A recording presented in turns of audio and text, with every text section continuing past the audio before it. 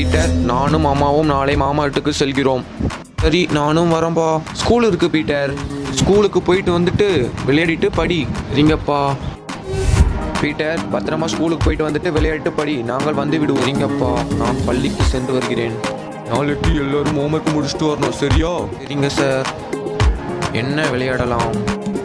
சரி, நம்ம நண்பனை அழைத்து நாம் பந்து விளையாடலாம். ஐயோ, நம்ம அடித்த பந்து ஒரு வாத்தை கொன்று விட்டது. சரி சரி, யாரும் பார்க்கவில்லை, நாம் அதை புதைத்து விடலாம். எப்பா, யாரும் பார்க்கவில்லை. என்ன பீட்டர், என்ன பண்ணிட்டு இருக்க?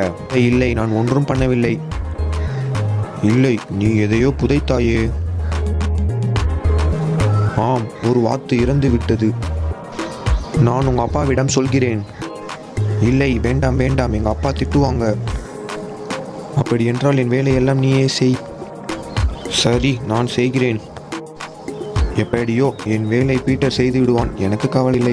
நான் ஒன்று சொல்வேன், நீங்கள் என்னை திட்டக்கூடாது. சரி சொல், நான் திட்ட மாட்டேன். நான் பந்து விளையாடும் போது பந்து வாத்து மேலே பற்றி ஒரு வாத்து இறந்து விட்டதுப்பா.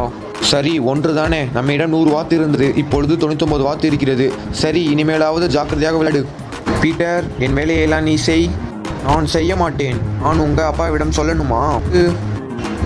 வாத்து அது நேத்து. நான் நேத்தே எங்கள் அப்பாவிடம் சொல்லிவிட்டேன்.